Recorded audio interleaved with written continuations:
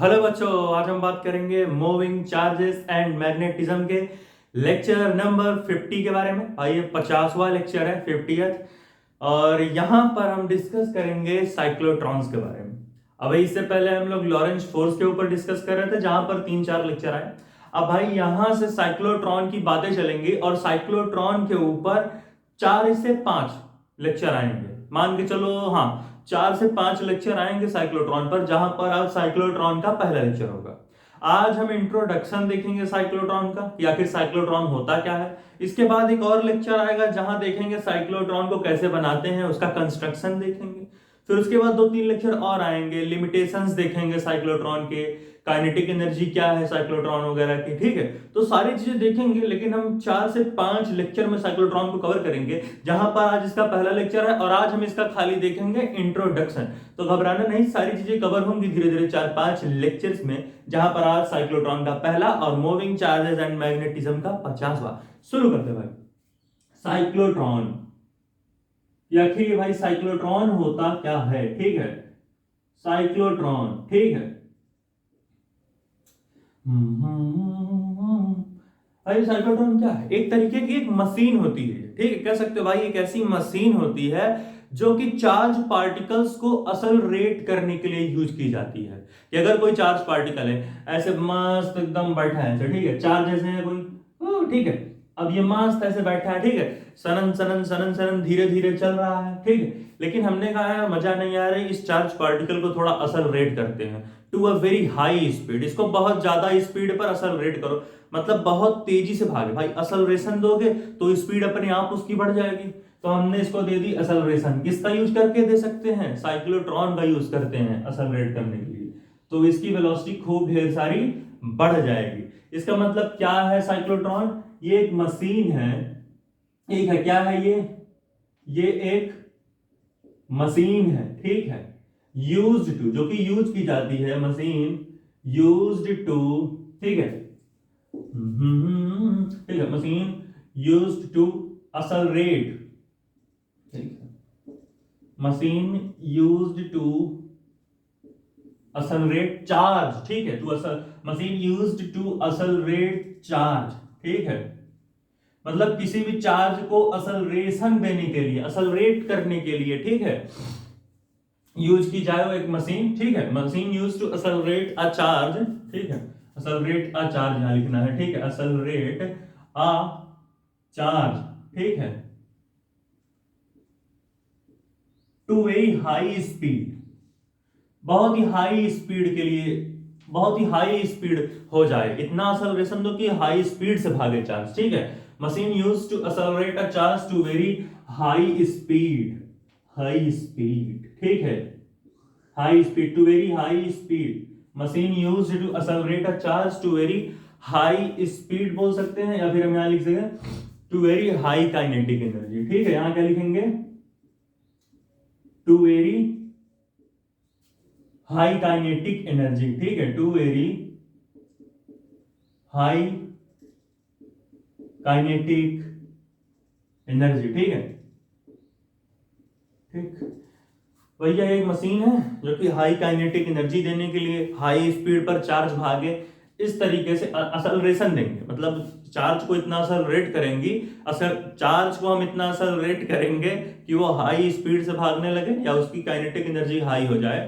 तो वही होता है हमारा काइनेटिक एनर्जी, क्या है? हाफ एम वी स्क्वायर के बराबर मान लो, ठीक है। तो वही होता है भैया साइक्लोट्रॉन। साइक्लोट्रॉन क्या है कि किसी भी चार्ज को हाई स्पीड से भगाओ, हाई काइनेटिक एनर्जी से भगाओ, बहुत ज्यादा एक्सेलरेशन देके। तो इसको कैसे करेंगे? साइक्लोट्रॉन का यूज करके ऐसा कर सकते हैं, ठीक है। तो इस तरीके से हमने ये देख लिया भाई साइक्लोट्रॉन के बारे में। अब हम एक नया कहानी देखते हैं यहाँ इसी के अंदर कि आखिर यूजेस क्या है साइक्लोट्रॉन्स के। भाई आखिर जो है यूजेस क्या है भैया, कैसे इसको देख रहे हैं हम, इंट्रोडक्टरी लेक्चर है, ठीक है। पहला यूज क्या भैया? अभी अगर हम लोग कोई मैटर देखें, मैटर के अंदर कई सारे एटम, कई सारे एटम्स के अंदर कई सारे छोटे छोटे न्यूक्लियस। तो न्यूक्लियस की स्टडी करने के लिए कि भाई हमें न्यूक्लियस का स्टडी करना है, या फिर हम कहें कि भाई न्यूक्लियस के अंदर जो चार्जेस भाग रहे हैं, ठीक है, जो इलेक्ट्रॉन्स हैं, ठीक है, तो क्या वो जो भी चार्जेस है वहां पर, तो अगर हम वहां कोई हम चार्ज पार्टिकल ले जाना चाह रहे हैं उस न्यूक्लियस के अंदर, तो बहुत ज्यादा स्पीड चाहिए ना, ऐसा था नहीं आराम से ऐसे धीरे धीरे जा रहा, धीरे धीरे घुसा दिया उसमें, ऐसा था नहीं। तो इसका मतलब यहाँ पर भी अगर हम उसमें कोई एक अलग सा चार्ज ट्रांसफर करना चाह रहे हैं तो भाई हमें क्या यूज करना पड़ेगा, साइक्लोट्रॉन। साइक्लोट्रॉन यहाँ बुलाएंगे, ठीक है, कहेंगे इस चार्ज को पकड़ो, चार्ज को पकड़ेगा, ये खाट से असलरेट करेगा, उसे असलरेशन देगा, स्पीड बढ़ेगी, एनर्जी बढ़ेगी चार्ज की, और खाट से एंट्री कर देगा न्यूक्लियस में, ठीक। तो यहाँ हम क्या कह सकते हैं कि पहला यूज है साइक्लोट्रॉन का, पहला यूज है टू स्टडी न्यूक्लियर रिएक्शंस, ठीक है, टू स्टडी, ठीक है, स्वाहा शांति, to study nuclear reactions. Nuclear reactions को स्टडी करने के लिए हम इसको यूज कर सकते हैं, टू स्टडी न्यूक्लियर रिएक्शंस। इसका दूसरा यूज क्या होगा दादा, ठीक है, पहला तो होगा स्टडी न्यूक्लियर रिएक्शंस। मान लो कोई एक सॉलिड है, ठीक है, बढ़िया खाली पीली पड़ा है एकदम मस्त, ठीक है, अब तुम कहा यार इसमें हमको जो है खुन्नस चढ़ी, हमको कोई एक आयन भी चार्ज पार्टिकल है भाई, नेगेटिव, सुनो ना, आयन है भाई, आयन चार्ज या नेगेटिव चार्ज या पॉजिटिव चार्ज। मान लो कोई सॉलिड है भैया मस्त पड़ा है एक जगह, अब तुम कहा यार इस सॉलिड में हम जो है एक असल चार्ज को घुसाना चाहेंगे, या फिर बोल किसी आयन को घुसाना चाह रहे हैं इस सॉलिड के अंदर, ठीक है, कोई एक सॉलिड पड़ा हुआ खाली पीली मस्त एकदम यहाँ घूम रहा है, तो हम बोले यार देखो इसमें हम एक चार्ज को फेंकेंगे, या फिर हम बोल दे किसी आयन को फेंकेंगे, ठीक है, जो आयन क्या होगा भैया, आयन मान लेते हैं प्लस चार्ज का। अब भाई आयन को हमें क्या करना है, हमें आयन को बहुत ही तेज स्पीड में, अगर हम इस आयन को इंसर्ट करना चाहते हैं, इंसर्ट मतलब डालना चाहते हैं इस सॉलिड के अंदर, इस आयन को अगर हम इस सॉलिड के अंदर इंसर्ट करना चाहते हैं तो क्या लगेगी भैया, यहां पर लगेगी बहुत ज्यादा स्पीड चार्ज की होनी चाहिए, तभी तो यहां जा पाएगा।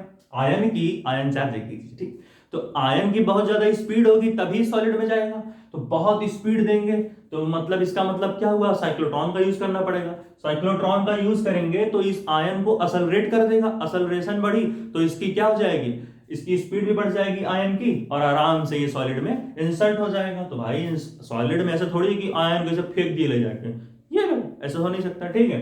तो यहां हम लिख सकते हैं भैया कि to insert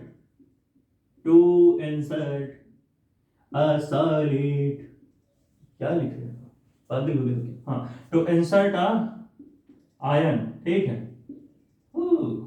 to insert ion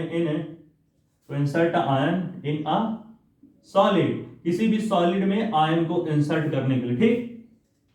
और एट लास्ट हम देख लेते हैं भाई तीसरा पॉइंट, उसमें क्या ये है कि मान लो रेडियो एक्टिव डीके करानी। रेडियो एक्टिव डीके क्या होता है कि भाई रेडियो एक्टिव एलिमेंट्स जो होते हैं उनके अंदर से अल्फा बीटा गामा पार्टिकल्स निकालना, वही सब हमारा रेडियो एक्टिव डीके में आता है, ठीक है। तो इसको हम कैसे पा सकते हैं, अगर हम किसी बहुत ही हाई स्पीड चार्ज पार्टिकल को फेंक दें उसके अंदर रेडियो एक्टिव एलिमेंट्स में, तो उससे उन रेडियो एक्टिव एलिमेंट्स में से अल्फा बीटा गामा पार्टिकल्स निकलने लगेंगे, ऐसा होगा। हमने देखा कि भाई साइक्लोट्रॉन, मान लो रेडियो एक्टिव एलिमेंट पड़ा है, उसके अंदर अल्फा बीटा गामा निकालना है, निकल नहीं रहा है, तो हमने कहा एक काम करते हैं, हम कोई एक चार्ज पार्टिकल लेते हैं और उसे बढ़िया से साइक्लोट्रॉन का यूज करके तगड़े से असलरेट करते हैं, असलरेट करेंगे तो उस चार्ज की स्पीड बढ़ेगी, और साथ साथ स्पीड बढ़ेगी भैया तो एनर्जी भी बढ़ जाएगी, और फिर उसके बाद उसको एक डायरेक्शन दे देंगे रेडियो एक्टिव एलिमेंट की तरफ, उसमें खाट से बम्बार्ड करेगा, बढ़िया अल्फा बीटा गामा पार्टिकल्स निकालेगा उनसे। इसका मतलब यहां हम क्या लिख सकते हैं, to study radioactive decay, to study radioactive decay, radioactive decay में भी यूज किया जाता है हमारा cyclotron, to study radioactive decay, to study radioactive decay. भैया रेडियो एक्टिव डीके में भी ये यूज होता है कि कैसे कैसे हम लोग जो है रेडियो एक्टिव डीके करते हैं, ठीक है। तो इतना नोट करो भाई। इसके बाद एक चीज देखेंगे कि साइक्लोट्रॉन में कैसे हम चार्ज पार्टिकल को हाई स्पीड दें, कैसे चार्ज पार्टिकल को बहुत ज्यादा हम स्पीड दे सकते हैं, ठीक। चलो भैया यही भी देख लेते हैं, हो जाएगा। देखो मान लेते हैं हमें क्या करना है, अब हमें यह देखना है कि भाई कैसे हम जो है चार्ज पार्टिकल को असलरेट करें, क्या करें कि चार्ज पार्टिकल का असलरेशन भी बढ़ा रहे और उसकी स्पीड भी बढ़ी रहे। इलेक्ट्रिक फील्ड देखें, मान लेते हैं यहां हमने दो पट्टियां बनाई, ठीक है, हमने दो पट्टी बना ली, हमने कहा एक प्लस प्लेट है एक माइनस प्लेट है, ठीक है, हमने जो है एक प्लस प्लेट ले लिया टिंग डिंग, और एक हमने निगेटिव ठीक, हमने एक निगेटिव प्लेट ले लिया। ठीक है, हमने कहा भैया हम एक प्लस प्लेट लेंगे और हम एक निगेटिव प्लेट लेंगे। अब हमने कहा भाई जो इलेक्ट्रिक फील्ड लाइंस होती हैं वो प्लस चार्ज से निकलती हैं और माइनस चार्ज पे जाके खत्म हो जाती हैं। तो यहां पर क्या होगा, कुछ ऐसे ऐसे, ठीक है, ये ऐसे, ये हो गया हमारा इलेक्ट्रिक फील्ड लाइंस। ये हमारी क्या बन गई, ये हमारी बन गई इलेक्ट्रिक फील्ड का एरिया हो गया इतना। ठीक है, अब हमें क्या करना है, हमें कोई चार्ज लाना है। अब एक बहुत ही खूबसूरत सा चार्ज, ठीक है, बहुत ही खूबसूरत भोला भाला चार्ज इस खतरनाक सी इलेक्ट्रिक फील्ड में फेंक दिया जाएगा। ठीक है, जैसे होता है ना वो क्या बोलते हैं, कोई तालाब है उसमें फेंक दिया इंसान को, ऐसा करना नहीं चाहिए। हाँ देखो भाई, तो यहाँ क्या करते हैं, बेटा गया, ये देखो इस मासूम, इस भोला सा चार्ज, इस भोले से इनोसेंट से चार्ज हमने इसमें फेंक दिया ले जाके। अब क्या होगा भैया, चार्ज अंदर चला गया इलेक्ट्रिक फील्ड के। जैसे ही चार्ज अंदर जाएगा, चार्ज के ऊपर लगेगी फोर्स, और उस फोर्स की वैल्यू क्या होगी, उस फोर्स की वैल्यू होगी F equals to Q into E. F equals to Q into E, भैया फोर्स की वैल्यू क्या होगी, चार्ज इंटू इलेक्ट्रिक फील्ड, जिस इलेक्ट्रिक फील्ड में प्रेजेंट है। ठीक है, यही तो इलेक्ट्रिक फील्ड का धंधा। ठीक है, तो फोर्स कितना लगेगा इसके ऊपर, Q इंटू ई, इसके ऊपर फोर्स लगेगी Q इंटू ई। मैं इसको थोड़ा इधर लिखता हूँ, कोपचे में ना लिखना चाहिए, इससे बच्चे को समझ नहीं आएगा, यहाँ लिखो गधे। हाँ, तो F इक्वल्स टू क्या हो जाएगा, ठीक है, यहाँ लिखो। हाँ, फोर्स इक्वल टू क्या आएगी, फोर्स इक्वल टू आएगा Q into E, which implies that acceleration की वैल्यू क्या होती है, फोर्स अपॉन मास। ठीक है, तो एक्सेलरेशन यहां लिखो, एक्सेलरेशन इज इक्वल टू क्या, फोर्स अपॉन मास, कि भाई कितना फोर्स लग रही है और क्या मास है चार्ज का, कितनी फोर्स लग रही है, क्यू ई। तो यहां एक्सेलरेशन इक्वल टू लिख लो Q into E. Acceleration is equal to force upon mass, तो नीचे लिखेंगे मास, चार्ज का मास। ठीक, तो क्यू ई अपॉन एम हो गया एक्सेलरेशन। एक्सेलरेशन कितना हो गया, क्यू ई अपॉन एम। अब हमें क्या चाहिए, हम ये चाहते हैं कि भाई यहां पर, ठीक है, हमें ये चाहिए, मान लेते हैं कि इक्वेशन लिखते हैं v स्क्वायर। ठीक है, v square is equal to क्या होता है, u स्क्वायर प्लस 2as। ठीक है, तो अगर हम डिस्टेंस बढ़ा दें, हमें क्या चाहिए, हमें चाहिए कि चार्ज की वेलोसिटी बहुत ज्यादा रहे।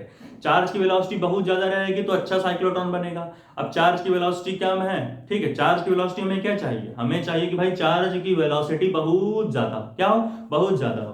तो हम क्या करेंगे, अगर हमारा डिस्टेंस कवर्ड बढ़ जाए, मतलब चार्ज जो हमारा डिस्टेंस कवर कर रहा है, ऐसा हमारा डिस्टेंस कवर्ड होता है, तो अगर डिस्टेंस ज्यादा बढ़ जाए, जो चार्ज डिस्टेंस कवर करेगा वो अगर डिस्टेंस हम बढ़ा दें तो हमारी वेलोसिटी भी बढ़ जानी चाहिए, और चार्ज की वेलोसिटी बढ़ जाएगी तो अच्छा सा, तो हमारा वो अच्छा चार्ज हो गया भाई, अच्छा काम करेगा इन सब पे। ठीक है, तो हमने कहा एक काम करते हैं भाई, एक काम करो, यहां पर हम एक प्लेट लाते हैं, दो प्लेट्स लाते हैं यहां पर, एक प्लेट हमने ये लिखी, ठीक है, और हमने कहा एक काम करते भैया, दोनों प्लेट्स के बीच के डिस्टेंस को हम बढ़ा देते हैं। अभी इतना सा डिस्टेंस है दोनों प्लेट्स में, अभी क्या करो कि जो है दोनों प्लेट्स के बीच का डिस्टेंस बढ़ा दो। तो हमने कहा लो भैया, एक प्लेट ये हो गई, एक प्लेट हमारी यहां आ गई, तो हमने क्या किया, हमने जो है प्लेट्स के बीच के डिस्टेंस को ही बढ़ा दिया।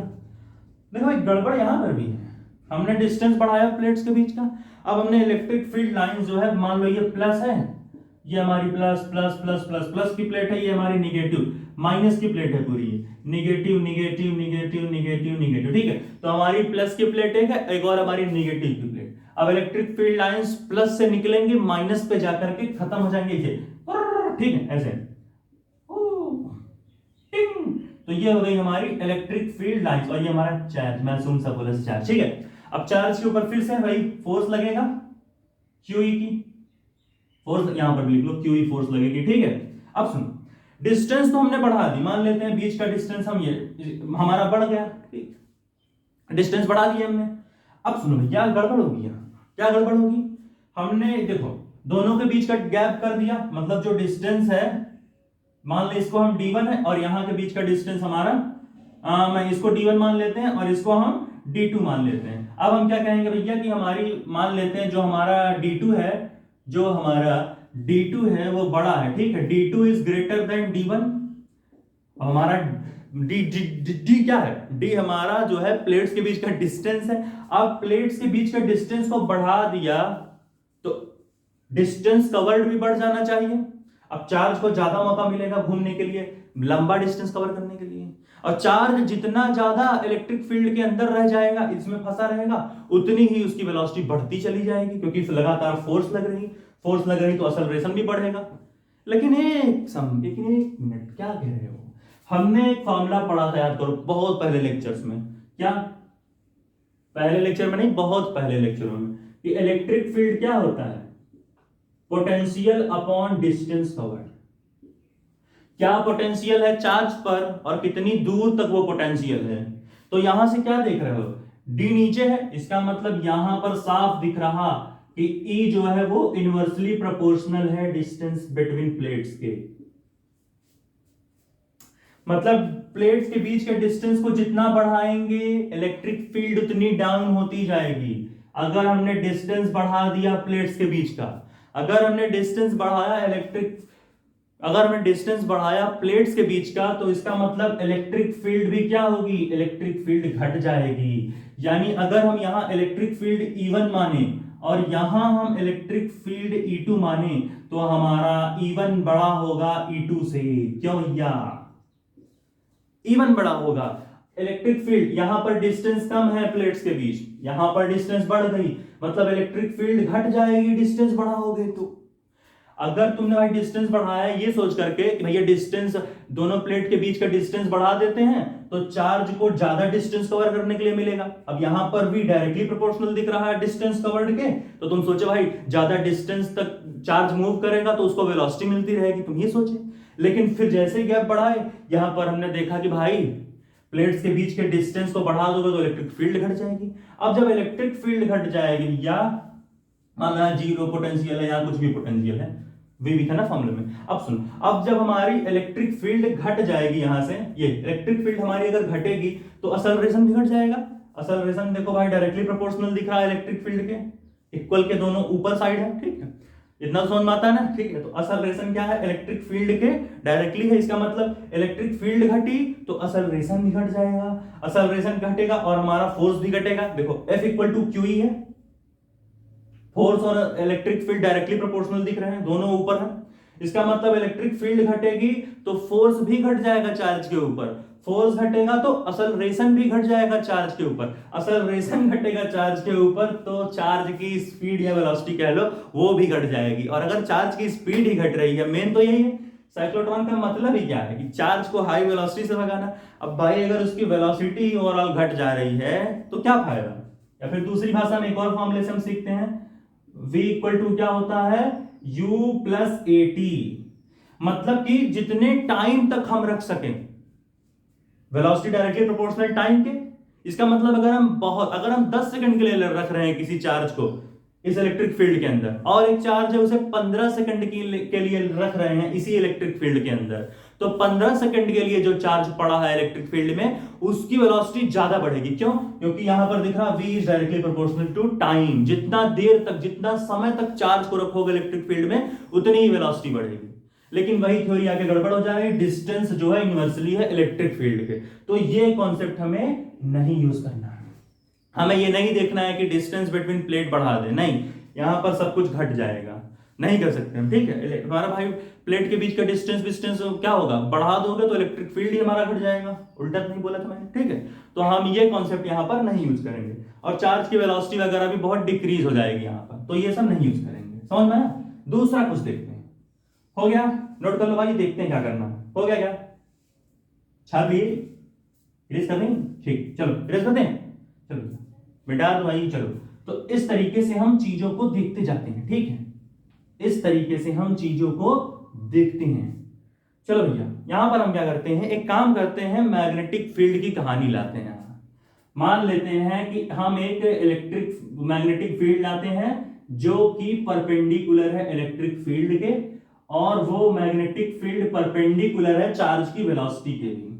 तो हमने पढ़ा है जब भी हमारी मैग्नेटिक फील्ड चार्ज की वेलोसिटी के परपेंडिकुलर हो जाती है, भैया मान लो यहां पर कोई मैग्नेटिक फील्ड है, ठीक है, यहां पर हमारे पास कोई मैग्नेटिक फील्ड है, यहां पर ऐसे, ठीक है, ये हमारी मैग्नेटिक फील्ड हो गई, ठीक है, ये हमारी मैग्नेटिक फील्ड हो गई, ठीक है। और हम मान लेते हैं कि यहां पर इलेक्ट्रिक फील्ड लाइंस भी इस तरफ है, इलेक्ट्रिक फील्ड लाइंस जो हैं वो हमारी ऐसे हैं, और चार्ज की वेलोसिटी हम मान लेते हैं ये ऐसे जा रही है। देखो मैग्नेटिक फील्ड बीच में क्रॉस ऊपर बोला, इसका मतलब मैग्नेटिक फील्ड अंदर की तरफ, इलेक्ट्रिक फील्ड ऐसे जा रहा है ये। अब मैग्नेटिक, ये इलेक्ट्रिक फील्ड हो गई और ये मैग्नेटिक फील्ड, दोनों आपस में परपेंडिकुलर दिख रहे हैं ऐसे 90 डिग्री। और चार्ज की वेलोसिटी कैसी है, चार्ज की वेलोसिटी भी ऐसी जा रही है, ठीक है। सॉरी इलेक्ट्रिक फील्ड थोड़ा मैं तीनों को आपस में परपेंडिकुलर दिखाना है ना, तो एक काम करते हैं हम ऐसे बना लेते हैं इलेक्ट्रिक फील्ड। जो इलेक्ट्रिक फील्ड लग रही है वो ऐसे लग रही है, ऐसे।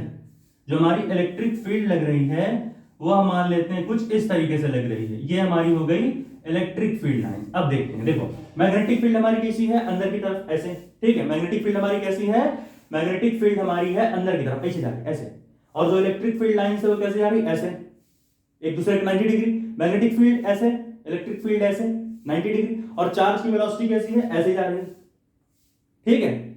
चार्ज की वेलोसिटी ऐसे, यानी चार्ज की वेलोसिटी के भी 90 डिग्री है। तुम इतना समझो कि मैग्नेटिक फील्ड ऐसे है, चार्ज की वेलोसिटी ऐसे, तो चार्ज के साथ भी 90 डिग्री है, और इलेक्ट्रिक फील्ड ऊपर है, मैग्नेटिक फील्ड ऐसे, तो मैग्नेटिक फील्ड के साथ भी 90 डिग्री है, ठीक है। और अगर चार्ज और वेलोसिटी का भी एंगल देखो तो वो भी 90 ही है, चार्ज ऐसे भाग रहा और इलेक्ट्रिक फील्ड लाइंस ऐसे जा रही है। और मेन हम देखेंगे B is perpendicular to V, मतलब चार्ज की वेलोसिटी कैसे है, चार्ज की वेलोसिटी ऐसे है, चार्ज की वेलोसिटी ऐसे है, ठीक है, ये इस तरीके से चार्ज की वेलोसिटी ये है, फिर ऐसे चार्ज की वेलोसिटी ये है, मैग्नेटिक फील्ड अंदर, दोनों आपस में 90 डिग्री, ठीक। या फिर इलेक्ट्रिक फील्ड ऐसे है, चार्ज की वेलोसिटी ऐसे, ये भी 90 डिग्री, ठीक। समझना, मेन हमारा मैग्नेटिक फील्ड अंदर की तरफ, चार्ज की वेलोसिटी बाहर ऐसे 90 डिग्री। और हमने पढ़ा है पिछले लेक्चर्स में कि अगर चार्ज जिस मैग्नेटिक फील्ड में प्रेजेंट है, तो अगर चार्ज और मैग्नेटिक फील्ड आपस में 90 डिग्री बना रहे हैं तो वहां पर हमारा चार्ज सर्कुलर मोशन करता है। कैसा मोशन करता है, सर्कुलर मोशन। और चार्ज को यही हम काम करेंगे, यहां हम मैग्नेटिक फील्ड लाइंस बिछा देंगे, यहां हम क्या करेंगे, यहां हम मैग्नेटिक फील्ड लाइंस लगा देंगे हर जगह ऐसे ऐसे। और जैसे ही हम मैग्नेटिक फील्ड लाइंस को लगाएंगे इसके अंदर, चार्ज हमारा इसी के अंदर गोल गोल घूमने लगेगा, गोल गोल घूमने के चक्कर में वो इसी इलेक्ट्रिक फील्ड में फंसा रह जाएगा काफी देर के लिए। इसका मतलब ज्यादा टाइम के लिए बढ़ेगा, तो हमने फॉर्मूला पढ़ा V = U + AT।